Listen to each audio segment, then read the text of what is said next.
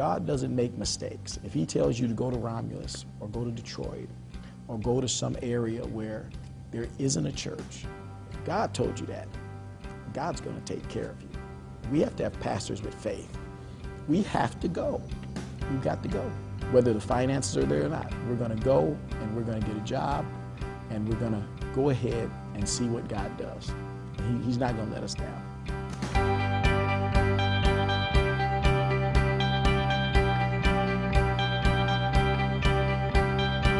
The very beginning, when we started this church, it had God's hand on it. It just came to us. We need to start a church. There are so many places that don't have a church. We got to do this. We got to go.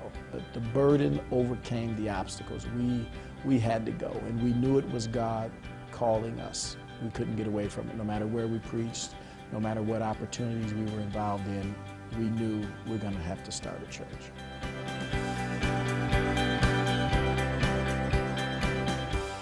Interesting story with Dirk Taplin. When we came to the area, we were looking for ideas on what could really make a difference, what could be cutting edge to get the attention of the people in the community when we knock doors or we drive by and talk to people. And we came up with a Meet the International Church packet. One day, we were driving through one of the rougher parts of town, and we saw someone standing on the corner, and it was Mr. Dirk Taplin. I was on the corner, doing what I normally do, just hanging out, and I remember seeing this car, pulling up. And first thing I thought to my mind was, I said, oh, okay, here it goes from, I'm finna make a quick dollar, and it ended up being, our pastor, who it is now, before I knew who he was, talking to me a little bit, and he started giving me a little bit of background, something about himself as well. How he was coming out here, getting ready to, thinking about doing a church and all those things. But I still listened, and he gave me some tapes. And the tape that he gave me, I would never forget it. It was a story about Felix. It says, your soul is in your hands. And I remember looking at the cover, like, wow, your soul is in your hand. I never thought about it. I was a part of a gang when I was younger coming up. It was a well-known gang from out of Chicago, so a lot of people knew about it. I was always that one about money. That's what I was about. And the gang was not about money.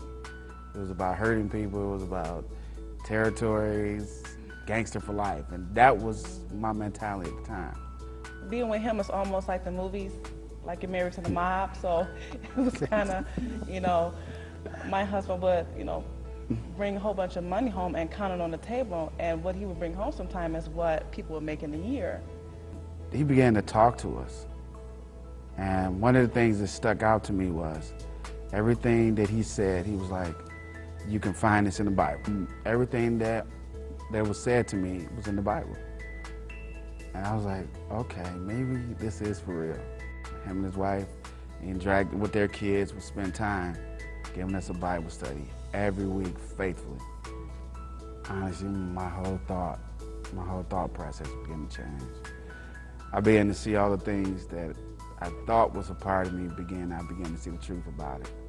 I began to see it literally unravel in front of me. Because when I got baptized, I felt like I could do anything. I wasn't trapped. I felt like, I could walk outside and I didn't have to look behind both corners. I remember getting baptized, and he said, put your hand over your wrist and hold your nose, and he said, I'm gonna say some things and then I'm gonna dip you down and just let that flow.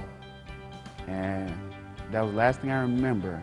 I remember going under the water, and I was speaking in tongues underwater, coming out.